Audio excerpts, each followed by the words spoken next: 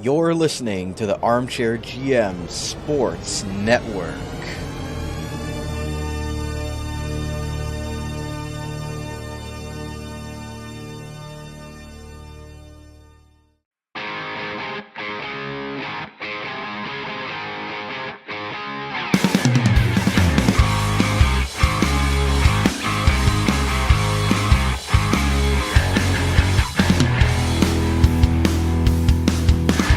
This is Rod Mahood, your in-game voice of the Niagara IceDogs, and you're listening to the Dog Pound Podcast on the Armchair GM Sports Network, your podcast source for all game analysis, team interviews, and up-to-date news regarding the Niagara IceDogs. Perlini! Overtime! IceDogs win! They score! Verhage was also jamming away. It's a power play goal for the IceDogs. And they score! Hosang, first goal as an IceDog. Strom stops Shipley. Richie scores! Gets it to Akil Thomas. Thomas has the angle coming in. He scores!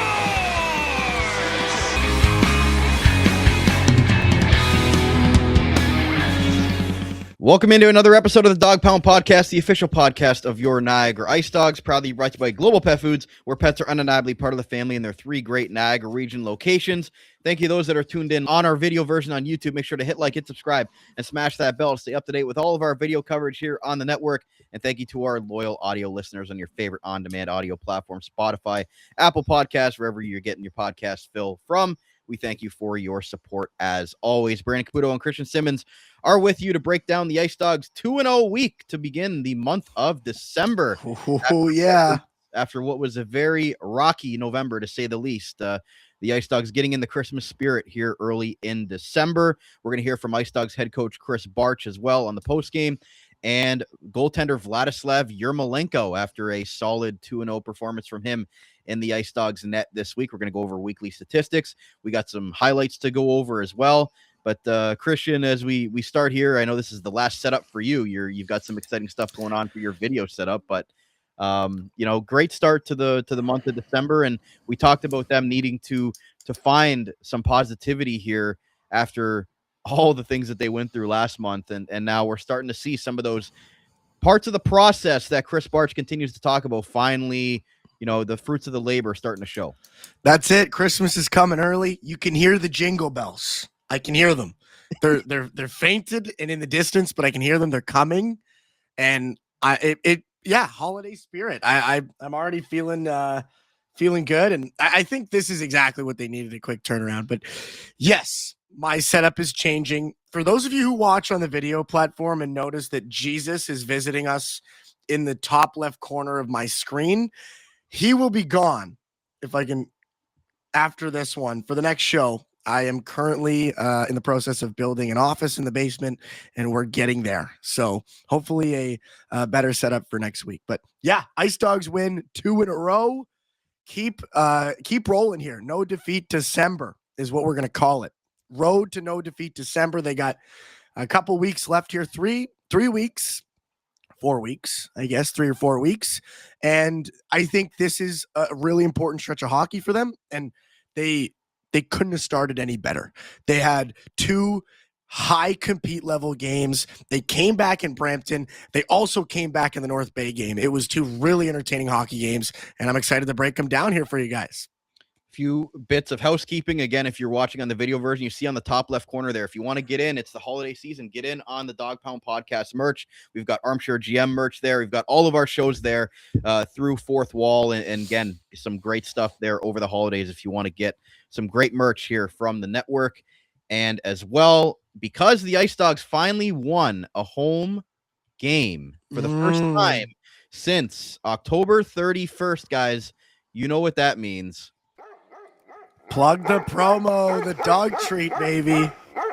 Exactly. So for you guys listening and aren't watching, we have the IceDogs home victory, free dog treat at any of the 3 Niagara region Global Pet Foods locations: Scott Street in St. Catharines, Portage Road in Niagara Falls, and Highway 20 in Fawn Hill. Guys, you can go until the end of the day today, which is Monday at the time of recording this, And by the time this comes out, you can go down to any of those locations, get your pup free dog treat courtesy of the Dog Pound podcast. The Ice Dogs getting a home victory on that Sunday afternoon.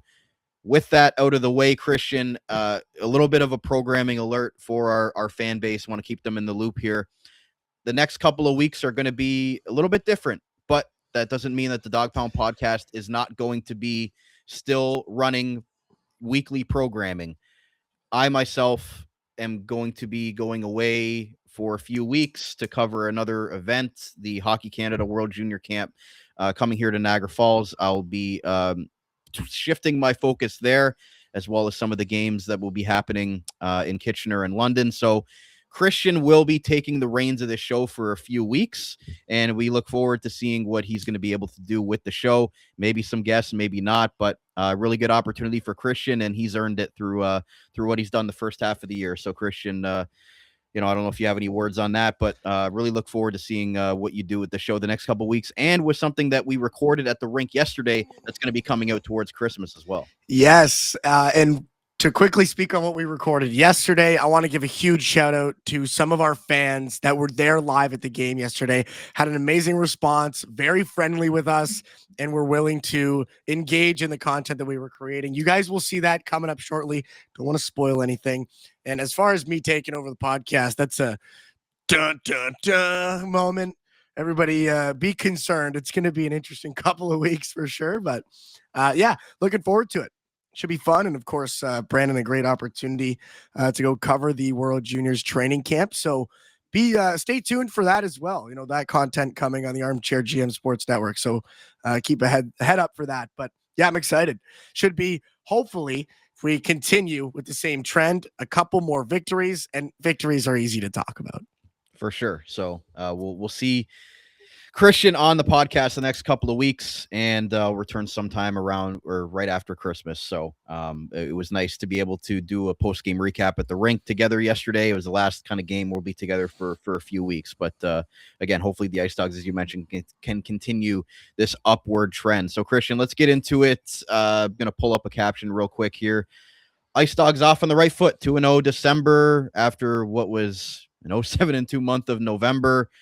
Again, we're going to get into statistics and everything like that, but you could tell just how much of a weight this weekend was lifted off their shoulders. The comeback victory in Brampton, the last 10 minutes, scoring 4 unanswered goals and winning that game 4-2. And then a grind out game yesterday against the North Bay Battalion, a very well-coached team, a very structured team, down 1-0, low scoring affair. Vladislav Yermolenko keeps them in it. The Ice Dogs get a goal. It's called back. They respond right away. And then Riley Patterson's able to get the overtime winner. But just a really character-building weekend, and especially within the division, you couldn't have asked much more. Yeah, and for me, it's compete. The way that they played in those two games, you could tell there was a new mission. There was a new weight on their shoulders, and they were starting to feel it. And the hockey that we expected at the start of the season and maybe throughout November really started to take form. We saw how dangerous they can be, how relentless they can be. The offensive ability of that top six started to shine through. The defensive side of the game, maybe not so much in Brampton, but against North Bay, we really saw that. Like, they played what I would call the Niagara IceDogs brand of hockey for 120 minutes, and they got rewarded for it. We've talked a lot on this show, and so has Krys Barch. Of course, we're going to hear from him later about the process, about the equation, and what it looks like when these players are playing to their potential and to the standard that's being set by the coaching staff and by the management team. That's what it looks like. You got superstars who can score 4 goals in 10 minutes. That's what we saw in Brampton. You got resiliency and leadership. That's what we saw on home ice yesterday against North Bay when they get the goal called back and they come back. For me, I look at these two wins as massive steps forward because of what we saw. It wasn't like, they won games in, convincing fashion, or, they played some weaker teams and absolutely beat the brakes off of them. It was 2 games that were tight and competitive. The first one, 3-0. They came back they came back. They fought hard for that victory, and it didn't come easy. I mean, you start a third period down by 2 goals. That's that's a kiss of death for a lot of teams at a lot of different levels, and they fought right back. They won the third period. They were able to capitalize on their opportunities, and they played with real purpose. And then in North Bay, to have a goal called back in the way that they did, and then even throughout the game, if you had a chance to watch it, maybe you'll agree with me, maybe you won't. There was maybe a few questionable calls. They spent the entirety of the first period killing penalties. They give up the first goal in the second. They have their goal called back. Like, talk about staring adversity right in the face. And they didn't flinch for a second. They came right back. The end of that second period, they tied it up. And of course, we all know how it went in overtime with Riley Patterson's beauty. But just character wins and the kind of hockey you want to see from a team that just came off a 9-game losing streak in November. They started December right, and they couldn't have done a better job across 120 minutes. I mean, they probably could have won 5-0 in both of those games, but I don't think we would be as happy with the way that they earned the 2 points. It's the way that they did it for me. It didn't come easy. They earned it. And that's the best way to win. The best way to win is when you come back. Comeback wins are sweet, man. They taste so good. And I got that taste in my mouth right now, and I'm loving it. Yeah, and the IceDogs, as you can see on the video version, are up to 6th place, tied with Brampton, but technically ahead of them in the Eastern Conference with those 2 big divisional wins, and now sit 5 points back of the North Bay Battalion for 5th within the division as well. But again, doesn't get any easier this week when you got the defending Memorial Cup champion London Knights coming in. I know they're not quite the same team that they were last year, but never an easy victory.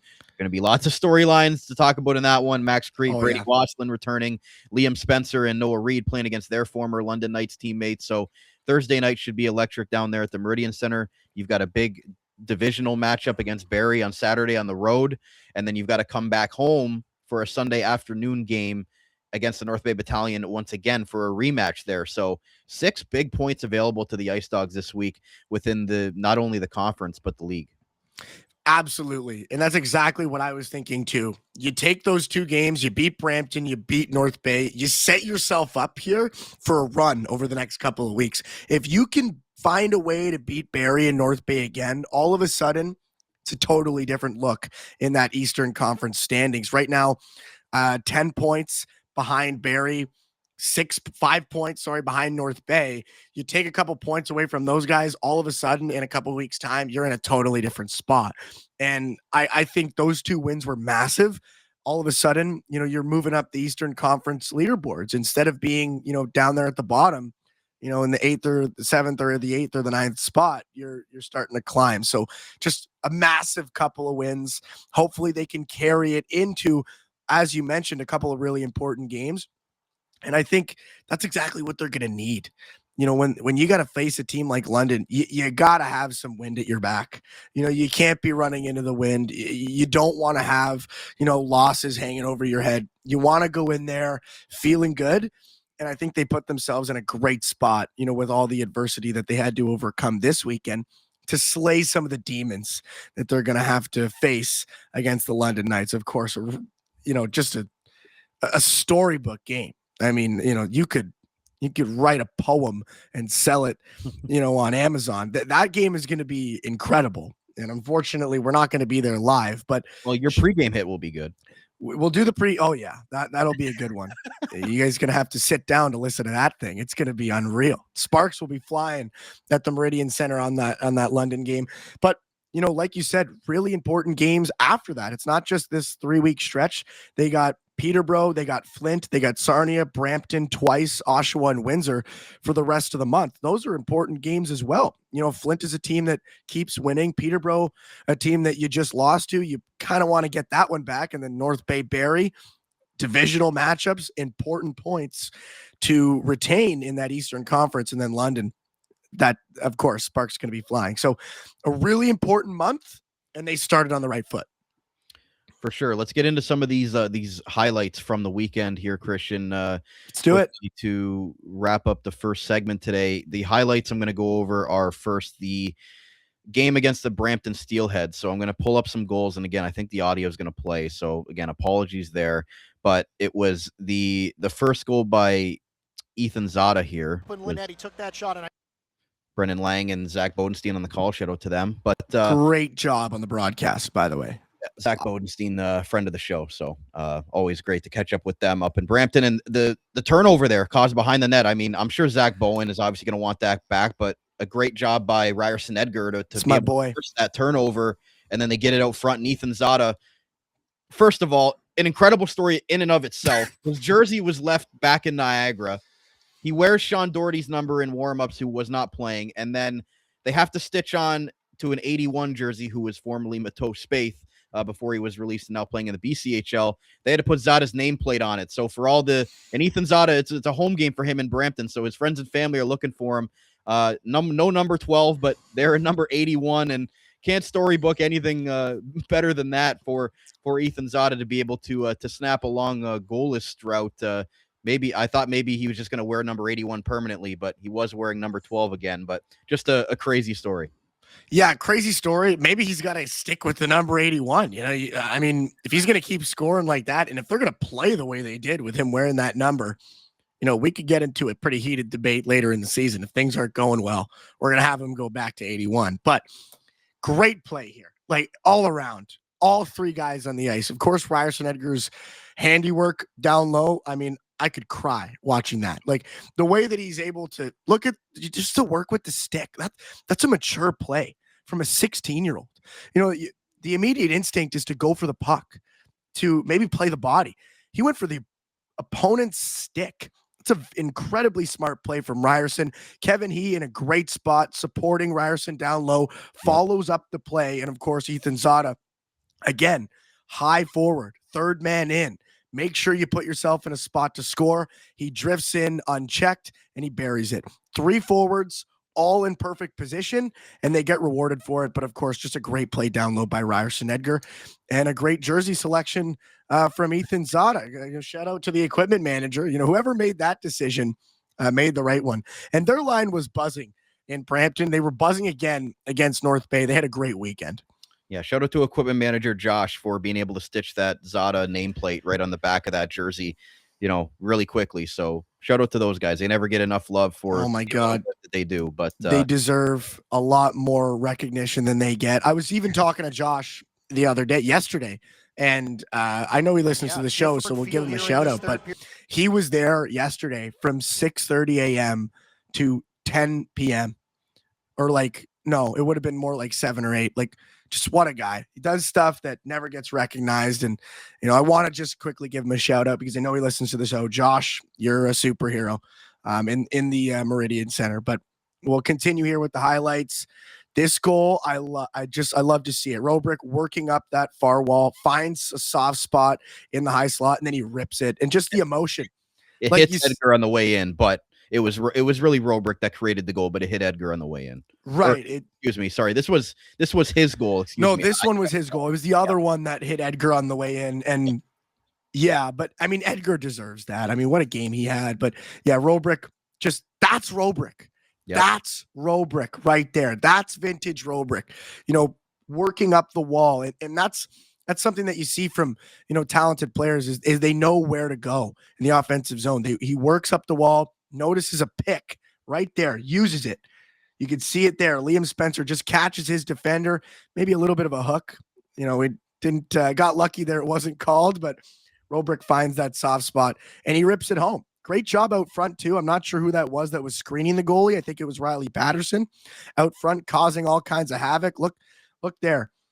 So you got Patterson out front alongside Reed, I think is the tandem, and they create just enough confusion in front of the goaltender to allow Roobroeck to rip that one home. So a little bit of a full play. It's not just Roobroeck. It's the screen from Spencer. It's the screening out front. Just, again, an engaged team. They looked engaged in Brampton. Everybody was playing. There were no passengers, and that's the way you got to be when you're looking to win hockey games at this level in the Ontario Hockey League. But, again, just a great goal. And when Ryan Roobroeck when he has assertiveness like that and just rips the puck, that's what happens. And that was the game-winning goal in Brampton. The goal before that was the Ryerson Edgar goal that Roobroeck took the shot. It hit Edgar in front. I'll quickly pull that one up. Goal scorer. And here it is. And I hate how it switches things around for me. Here we go.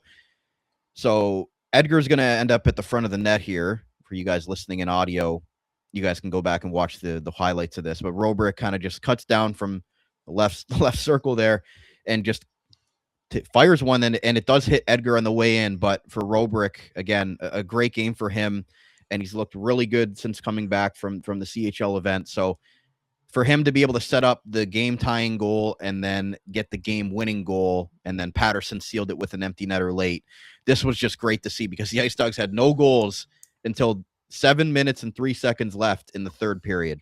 They scored 4 goals and Love it. won this game. I'm telling you. What a way to end a 9-game losing streak, right? Like, would you want it to happen any other way? Yes. I would, like, to be fair, like, I mean, the first period, we're not going to talk about it too much, but they did not have a great start to this hockey game.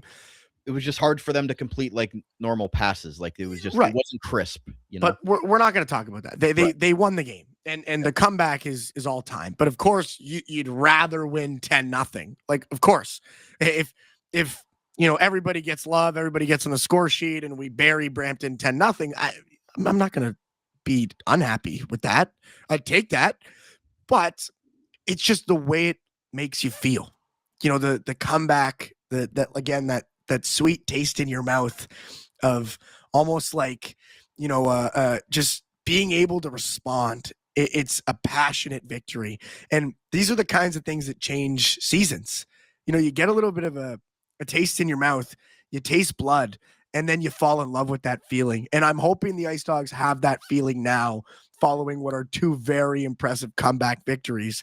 They have a little bit of a fire under their ass, for lack of a better term. They are flying. And I'm hoping that's the feeling they have. I know it's the feeling that I have. I'm fired up. I'm not even playing. And so I would say maybe, you know, no. I again wouldn't want them to win any other way. I think it was storybook weekend. Couldn't have started December better. And to Ryan Roobroeck, the point about him coming back from the Top Prospects Challenge, I'm telling you, man, Secretariat. I'm telling you,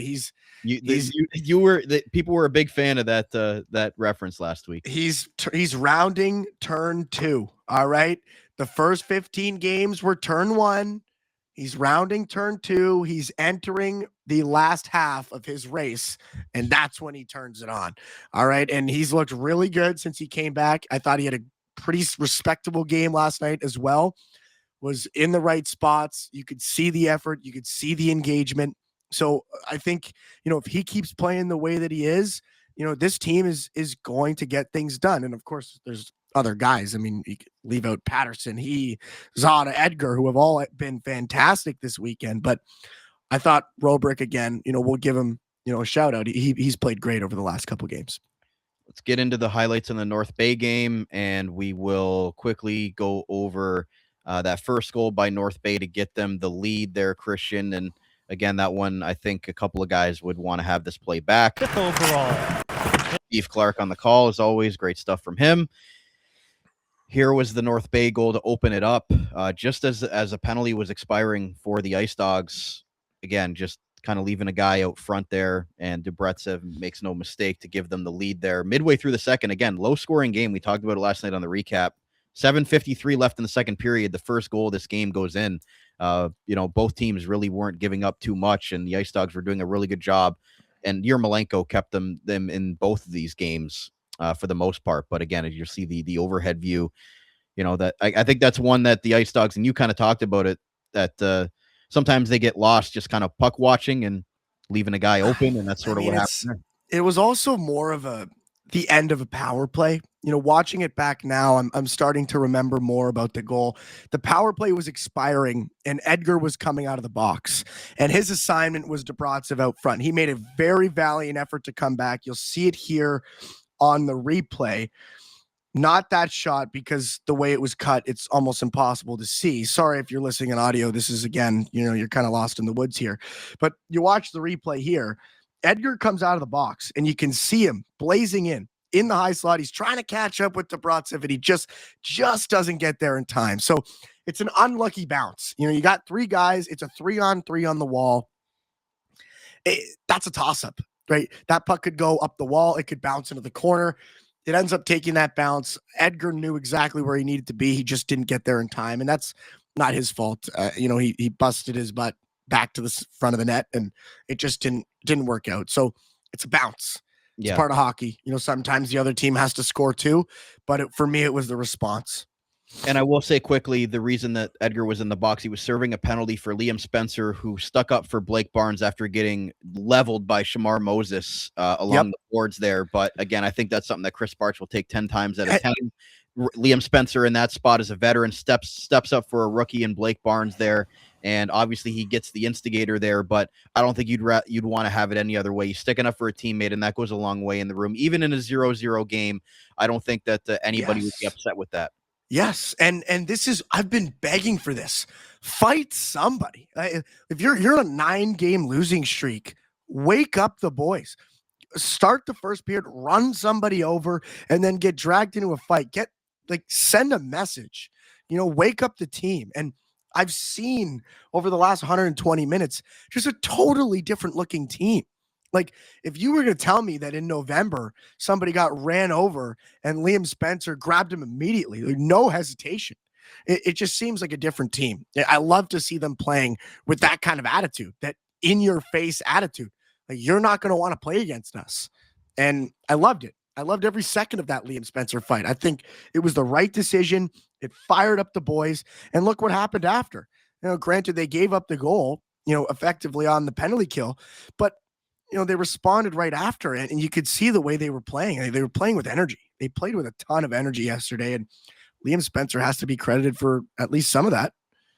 For sure. And then we had the Kevin He goal, the game time. Inside a minute. Stolen away by the game tying goal here after the Ice Dogs had their first goal waved off, the Ethan Zada goal, as Kevin He cut down the right wing, and they said that it was goaltender interference with Listen before Zada was able to put the rebound in. The Ice Dogs respond here, and a really nice touch pass by Ryerson Edgar down low to Kevin He out front, and he makes no mistake in the captain, giving it there a little bit, wondering if they were going to take that one back. But great to see the Ice Dogs, and near the end of the second period, 40 seconds left in period number 2, they get this game tied, Christian. This was a massive goal in a very massive low goal. And just the way they were playing, they gave up that goal to North Bay and they didn't stop. They were hungry. North Bay couldn't even get out of their own zone. This is a goal here where this line held the puck in for probably about the 5th time in a row. They were hungry on pucks. They were creating turnovers. They were all over the place. And I love the reaction from Kevin He. Yeah, give it to him. Let him know. Play with fire. And they played with fire. They in that second period. I love it. I love every second of it. And Kevin played. That's just such a leader's great goal. Read by Ryerson Edgar, by the way, off the boards when the North Bay tried to get it out. A very errant pass trying to get it out of their own zone. And look at the way Edgar picks it up off the half wall there. Look at that. Yep. Perfect No, play. just and then the touch good pass position. Great shot from Kev. And that's what we come to expect. Kev's a goal scorer. He knows how to bury those. And then John after. I love it. I love every second of it. I think it's exactly what you want to see. And for Krys Barch, this is his kind of hockey. This is what I expect from this team. When I found out Krys Barch was going to be coaching the Niagara IceDogs, I was like, they are going to be one of the most hated teams in the Ontario Hockey League. They're going to play with that edge.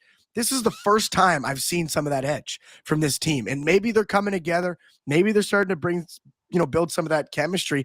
Maybe that 9-game losing streak was exactly what they needed. They're fired up.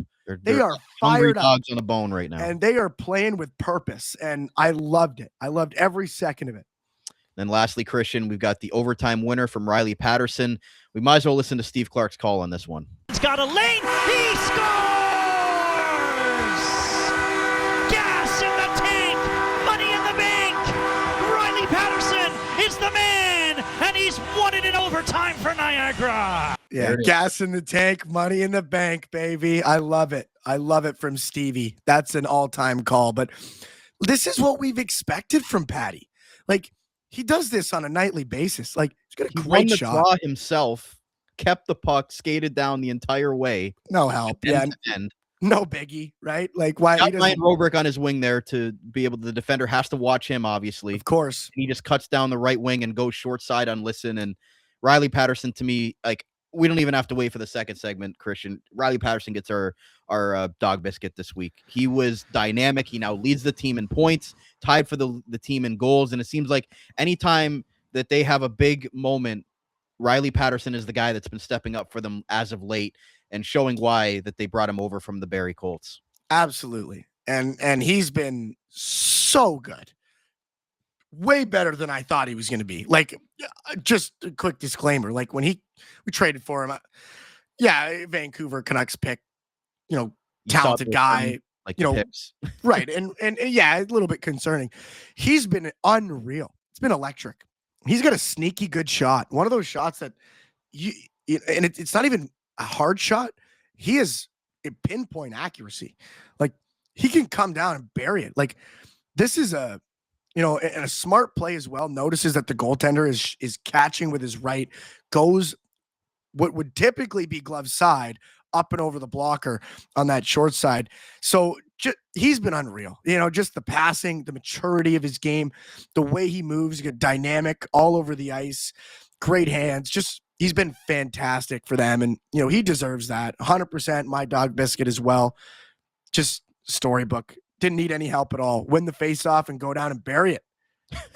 Literally. Like, just tied him up on the face-off, won it, carried the puck all the way down the ice and buried it. So, great week for the Ice Dogs, capped off with a home overtime victory against the North Bay Battalion and a much-needed uplifting weekend for them, with not only within the division but the league as well, for them to finally get that stench off of what was a really tough month of November. So, we're going to take a quick commercial break. We're going to come back. We're going to talk about the weekly statistics a little bit. We're going to hear from Ice Dogs head coach Krys Barch, as well as goaltender Vladislav Yermolenko after his 2-0 performance in the net this weekend. So stay right here. We're right back on the Dog Pound Podcast, the official podcast of your Niagara IceDogs. Did you know that the global pet food stores in the Niagara region are all independently owned by members of the local community? We believe that pets are truly part of the family and are a source of joy in everyday homes around the world. Yet that living, loving experience usually doesn't happen all on its own, but takes extra effort to create and maintain. And we want you to know that the owners and staff at Global Pet Foods are always there to help you keep it going any way we can, because we believe. Proud show sponsor of the Dog Pound Podcast, the official podcast of the Niagara IceDogs. We hope to see you at one of the following locations across Niagara: 3643 Portage Road in Niagara Falls, 160 Highway 20 in Font Hill, as well as 400 Scott Street in St. Catharines. Global Pet Foods, where pets are undeniably part of the family.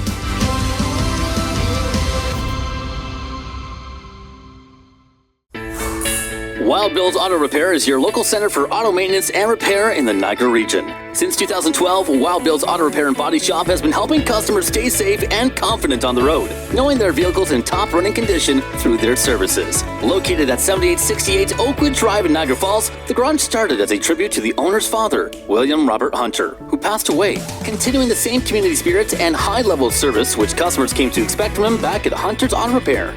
Their multi-award-winning auto shop has earned the trust of the Niagara community with its fair treatment of all customers, who can feel confident they'll get the trustworthy advice and repairs during their visit. Their experienced crew loves meeting new people and looks forward to forming a lasting partnership for the care of your cars. To find out more or to book service, contact them today, 905-358-7868 or wildbillsauto.ca.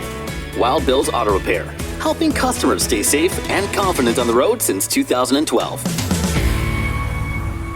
Are you currently looking for work in the Niagara region? If so, you owe it to yourself to check out the services provided by the Niagara Employment Help Center, located at 6100 Thorold Stone Road in Niagara Falls. Their many free services include a fully staffed resource area open to the public, resume and cover letter writing, local labor market information, job search strategies, assistance with clarifying employment, training and career goals, employment counseling and job search support, and Better Jobs Ontario information and registration assistance. Check check out their website at ehc.on.ca or call 905-358-0021 for more information. The Niagara Employment Help Center, helping people find work since 1983. This Employment Ontario program is funded by the Government of Ontario.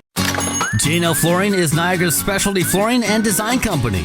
They take great pride and provide elite customer service and support. With a beautiful showroom, great pricing, and a wide variety of truly unique products, J&L Flooring is your specialty flooring and decor boutique shop. All of their products are environmentally friendly and responsibly produced so you can feel good about your flooring choices. Their goal is to build authentic relationships based on honesty and integrity that they foster with respect and authenticity. Offering a unique and wide range of quality products presented by a knowledgeable and patient team, they simplify the process to make your life easier and to make your home more beautiful. Visit them at 4424 Montrose Road in Niagara Falls or find out more at jnlflooring.com. If you think you can get a better deal anywhere else, you don't know Jack at J&L Flooring. Hey, this is Ryan Strom. This is Carter Verhage. This is Brendan Perlini. This is Phil Tomasino. You're listening to the Dog Pound Podcast, the official podcast of the Niagara IceDogs.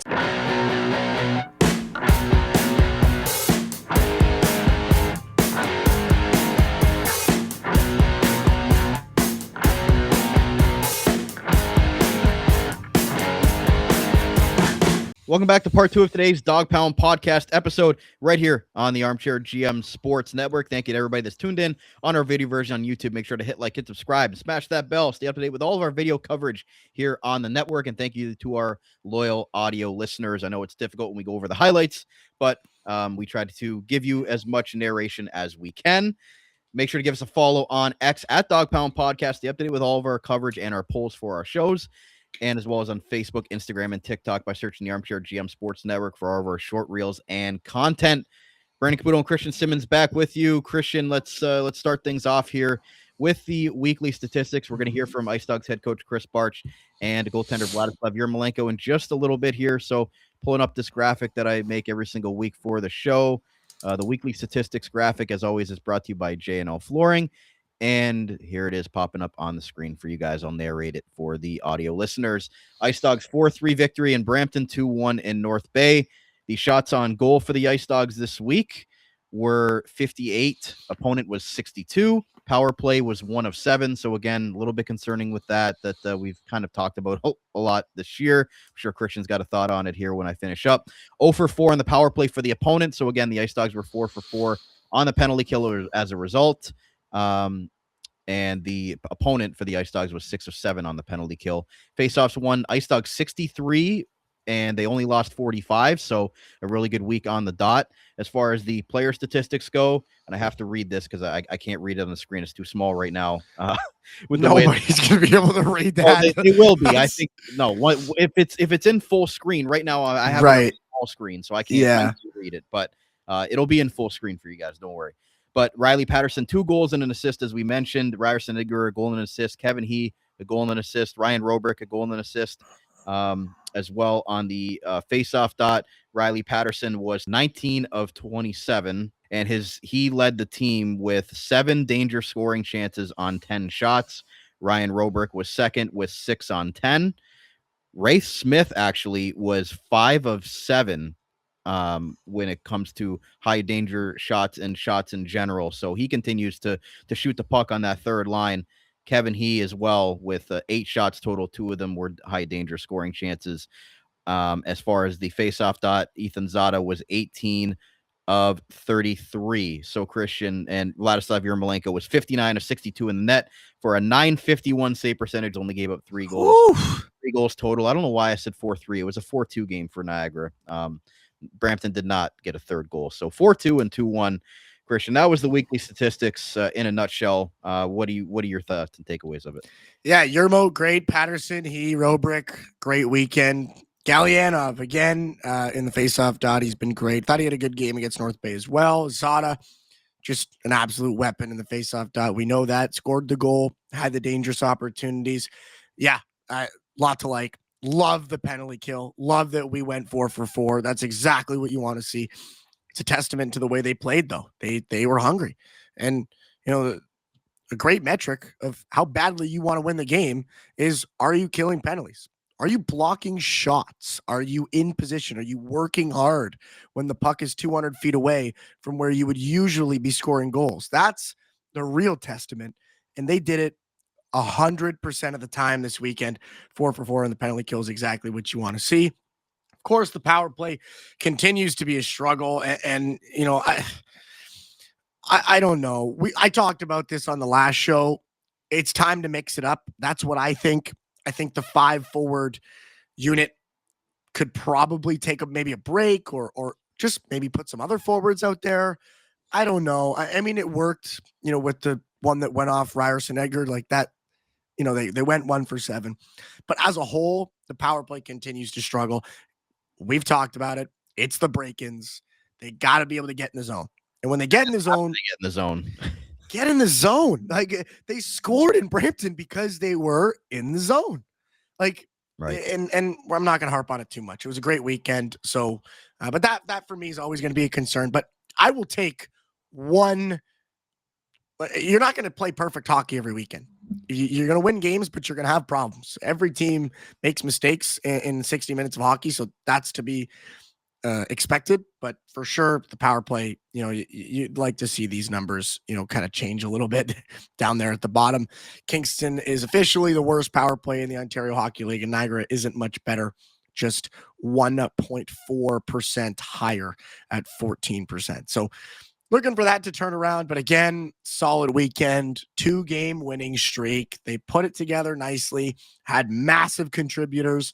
Patterson continues to dazzle. Yermolenko was incredible this weekend as well. So I would say he's probably my honorable mention when we're talking about the Dog Biscuits. I think he was incredible, stood incredibly tall, made lots of great saves. We'll hear from him later too on his just stop the puck. Probably my best quote of the year. You'll hear that. But yeah, great weekend. I think the whole cast, you know, everybody played well, top to bottom, all 4 lines.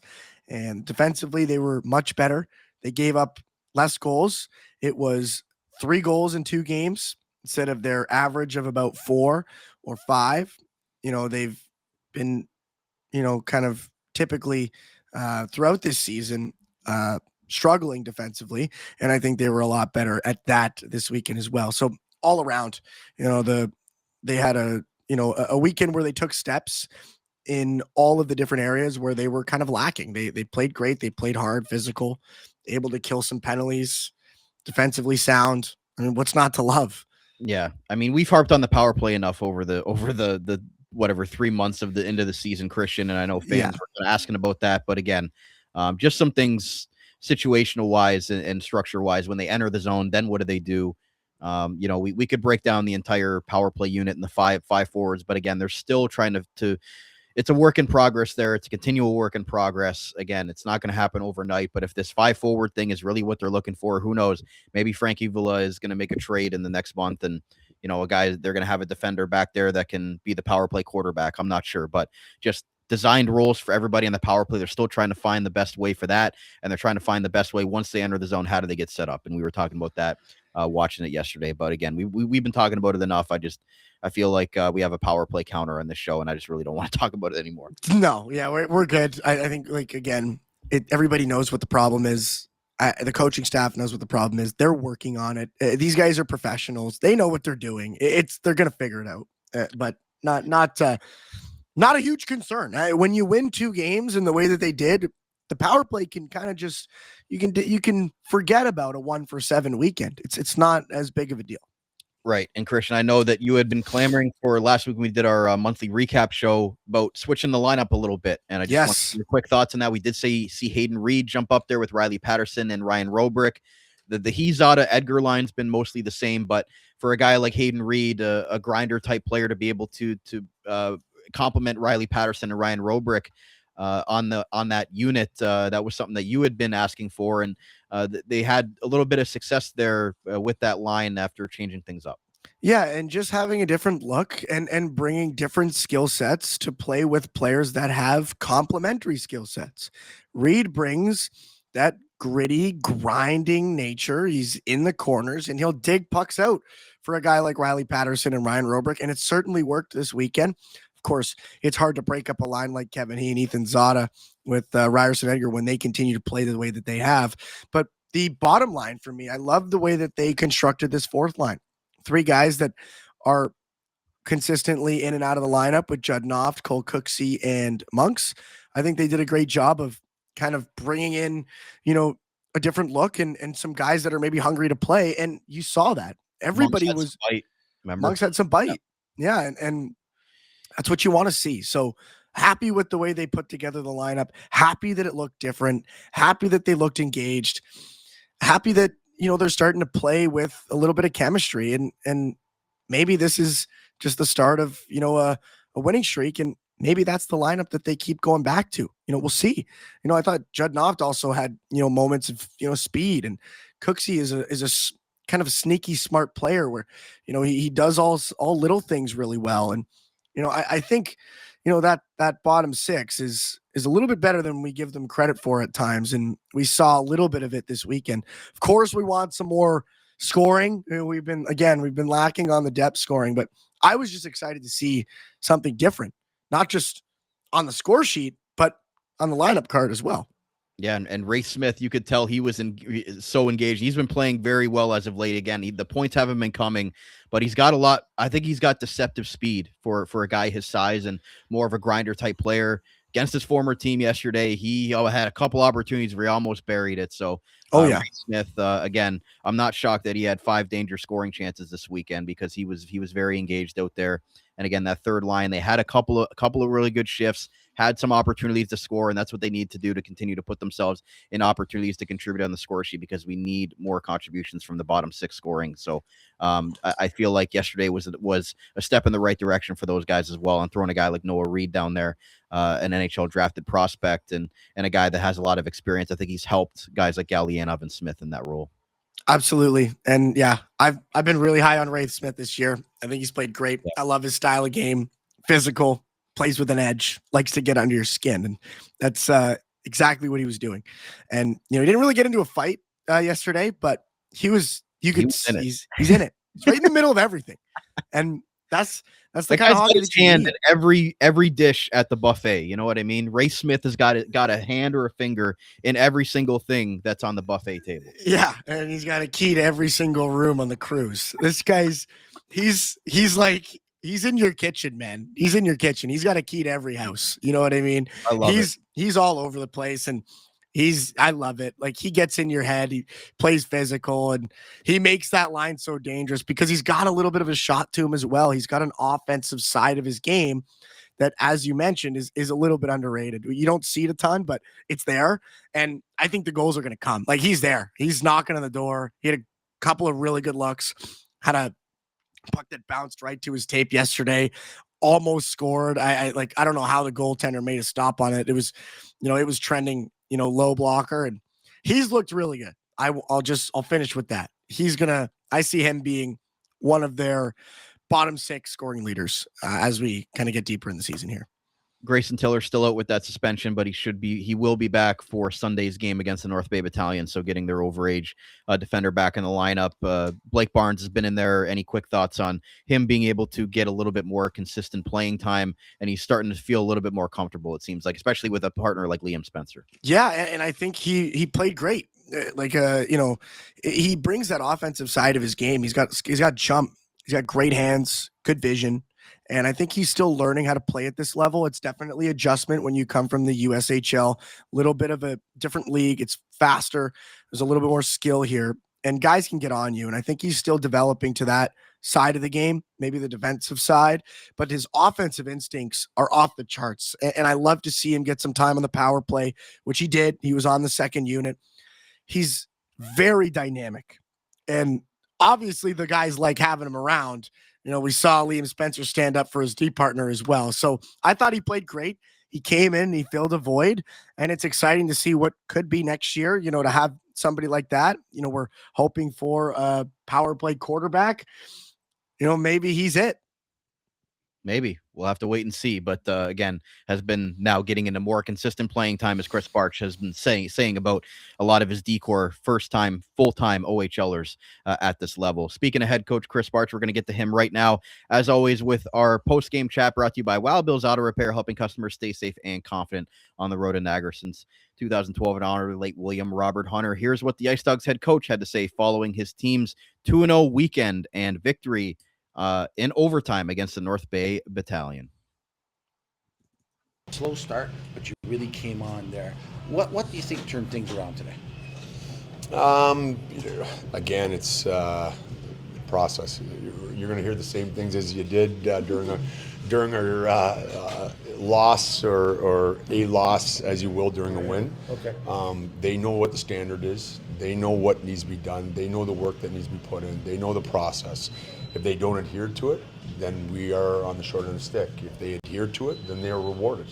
And again, it's a nice barometer for them, because therefore we as coaches, we don't really have to speak all that much, because they know, it themselves.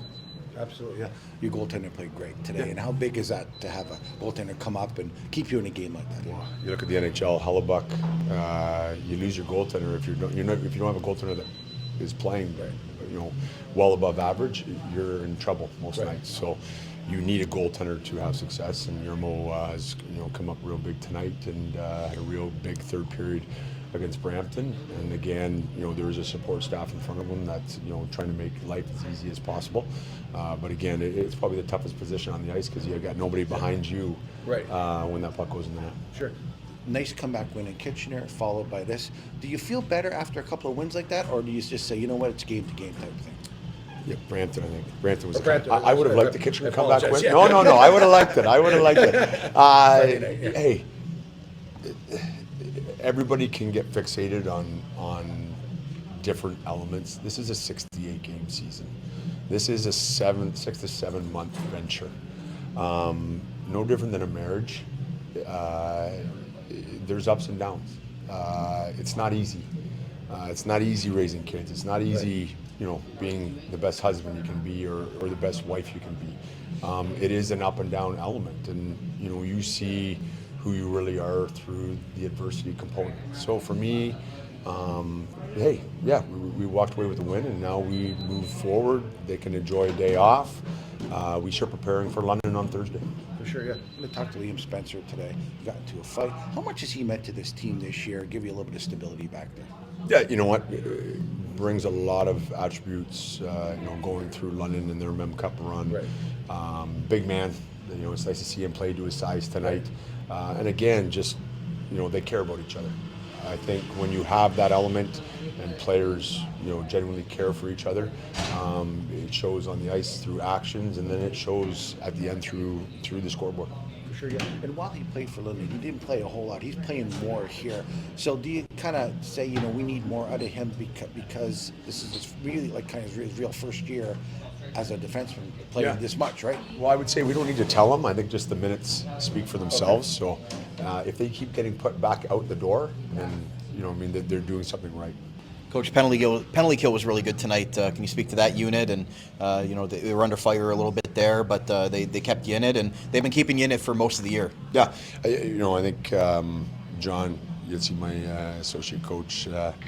That's under his umbrella. I know he was, wasn't overly pleased in Kitchener. He was a perfect night in Brampton because we didn't have any PKs. But tonight, I think we put a lot of work in during the week, watching video and seeing what their tendencies are, and he had the group well prepared tonight. And talk about having that goal called back and then responding right away. It was that same line, Kevin Heath and Zada creating that goal after it got called back to tie the game. Just talk about the wave of those emotions and being able to come back and get that game evened up in a low-scoring affair where, one or two, we're going to be tough to come by. Yeah, it speaks to them with respect to, if it doesn't work the first time, then try the second. And no different than, you want all these guys to be Navy SEALs.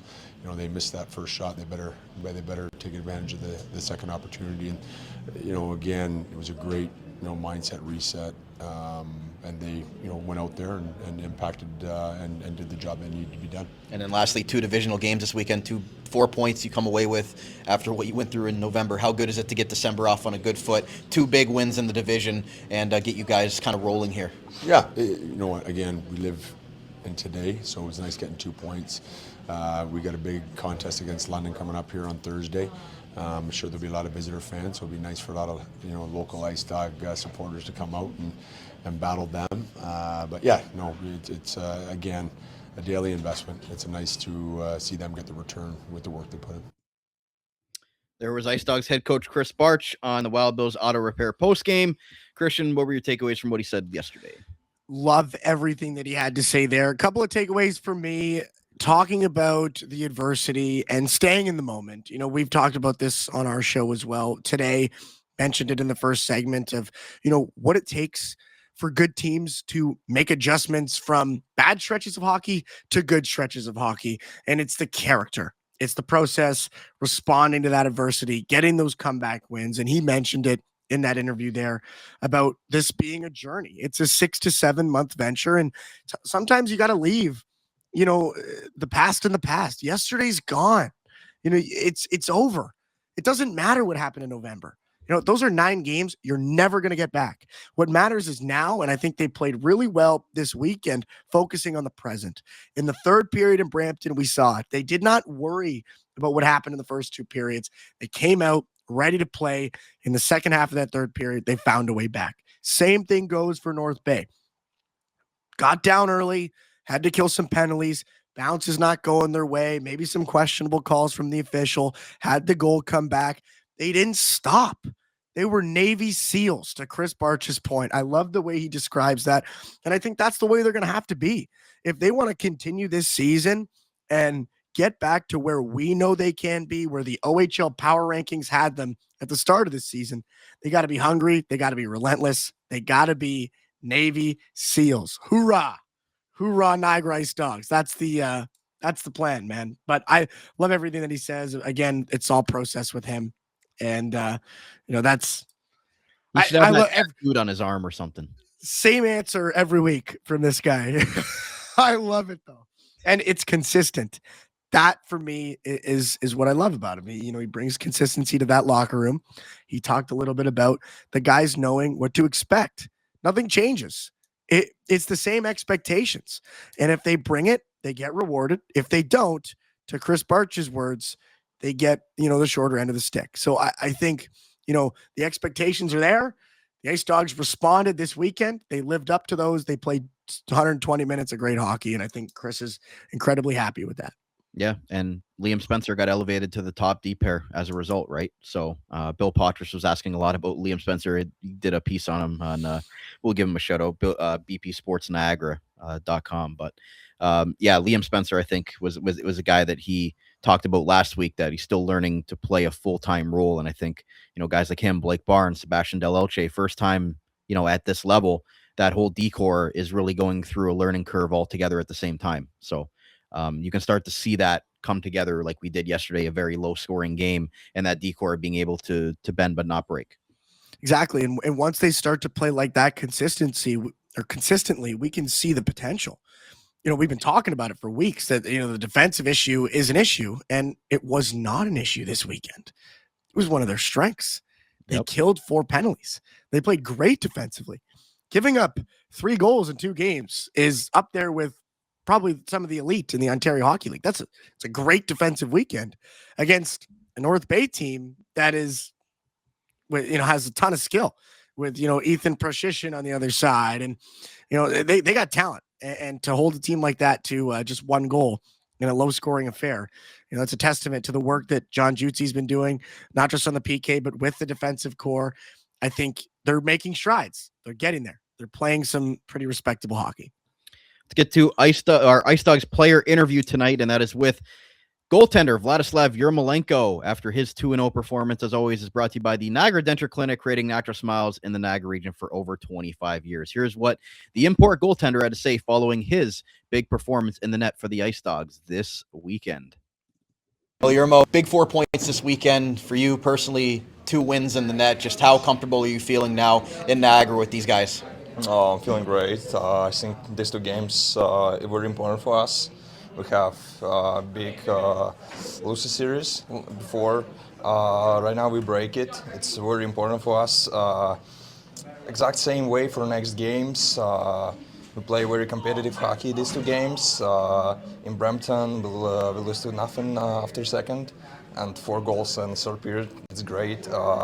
Today, I think very competitive game. Yeah, I feel it. But we win. Great feeling when we enjoy our weekend. Yeah. How are you adjusting to the North American style of play, and adjusting to Niagara and everything that comes with being here in Canada? Like how comfortable does Niagara feel on and off the ice for you right now? It's very comfortable. I think great city. I like it. Great people. Just enjoy it. Yeah. Talk about your mindset playing the puck. It seems like you're very active back there and aggressive with playing the puck. Where does that come from? Just help my teammates start plays. Nothing more. That's my job, I think. And you're very good at it. Were you a player at all before you became a goalie? Is that why you're so good at stick handling? Did you ever switch from player to goalie? I think not. It's right now every goalie should to play the puck. Just make a place for your teammates. Help them, nothing more.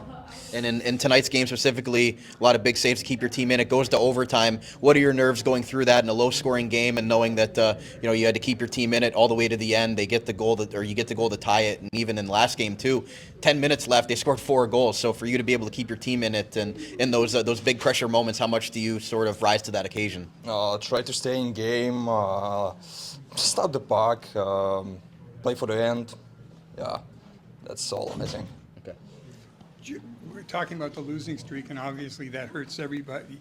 But how much extra pressure do goaltenders feel when a team's not doing so well?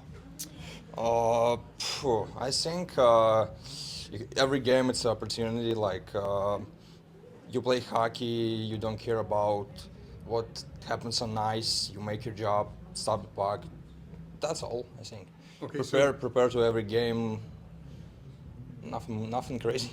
Okay, so basically, in other words, you don't think about the last loss, but making the next save. Just stop the puck. Okay. Every shot, dialed in. There was Vladislav Yermolenko on the Niagara Denture Clinic post-game. Stop the puck. I will say, for the Belarusian import, I'm impressed by his English so far. I think it's great. It's better than what we might have given him credit for, which is sort of maybe why we stayed away from him the first month or so to get comfortable. But it was really good to finally have our first chat with Vladislav Yermolenko, and seems like his mindset is dialed in at all times and just stop the puck. Dialed in, stay focused. We talked a little bit about what it means to go to overtime and to stay present in the moment. He just stops pucks, man. And that's what he did this weekend. He stopped pucks with consistency, and I think he talked a little bit about, the internal strategy that the Ice Dogs have when it comes to the series. Krys Barch has this way that he metrics his games, and the way that he tries to have the guys focus. It's 7-game stretches. And, for them, they talk a lot in that room about tying series or taking leads in series. And right now they are 1 game away from tying it. And it's great to hear him talking about that. It's real for them in that room. It's not just game 28 on the schedule. It's game 4 of the series that they're playing. And that, for me, I'd love to hear from Yermolenko. Totally dialed in the net, outside of it. The strategy, the coaching is getting through to him. You saw it this weekend. I mean, he was dialed in, and boy, did he just stop the puck. He was pretty good at that. And he loves playing the puck too. He said that he thinks every goalie should learn how to play the puck. So we see him be ultra aggressive out there. And I know sometimes he gives you a heart attack watching. Oh man, oh yeah, I'll be shaking in my boots on some of the plays, but it's great. Like you said, it kickstarts the breakout. It gives the guys a jump, and they know that they can start working up ice when the puck goes back to them. It creates a counterpunch ability and a quick breakout that other teams would be concerned about. So I love it. Like, there's value there. It obviously has to be done safely. Right, and there was a little bit of a miscommunication on the first Brampton goal with him and Blake Barnes on that exchange. But again, it is what it is, and those are two guys that are still working through it. But again, they came away with the 4 points this weekend, and Vladislav Yermolenko was a big part of that, stopping 59 of 62 for the Ice Dogs, and just really rising to the occasion. And the 18-year-old Belarusian seems like he's fitting in quite nicely here on and off the ice here in the Niagara region and playing in the North American style. So really good to see there. Christian, final thoughts as we wrap up the show today. Go Ice Dogs. Final thoughts. Not a whole lot else to add. I think we covered most of it. Really excited for the weeks to come. Again, some really important games. They got 2 divisional matchups. They got a cross-conference matchup against London. That's obviously a really important game for a lot of reasons. It's a measuring stick game. See how you stack up. And, of course, you welcome back some pretty well-known faces and names around the Meridian Center, and Max Crete and Brady Wasselin. So I think it's exciting also to see, how does that trade age? I think, and that's what we're going to be, talking about this next week is, who won the trade. I think it's a big game. And then, of course, Barrie and North Bay again, 2 very important games for, recollecting some points that you may have dropped in November and start to climb the Eastern Conference table. These are some important couple of weeks. They set the foundation this weekend. They played some great hockey, playing with purpose, playing with fire. And I'm excited to see where things go over the next couple of weeks. Couple big divisional games back to back again with Barrie and North Bay. And a late start in Barrie and then an early start against North Bay back at home too. So yes. The Ice Dogs are going to be going through it. They're going to need that rest day on Friday for sure after playing London on Thursday. But that's going to wrap it up for another episode of the Dog Pound Podcast, the official podcast of your Niagara Ice Dogs. Proudly brought to you by Global Pet Foods, where pets are undeniably part of the family in their 3 great Niagara region locations. Look forward to Christian's episode next week. And hopefully when I return to this show in a few weeks, I will be talking about more Ice Dogs positive results here in the month of December. Thank you those that tuned in on the video version on YouTube and those for listening on your favorite on-demand audio platform. For Christian Simmons, my name is Brandon Caputo. That's it for another episode of the Dog Pound Podcast, the official podcast of your Niagara Ice Dogs. We'll talk to you guys again very soon. You're listening to the Armchair GM Sports Network.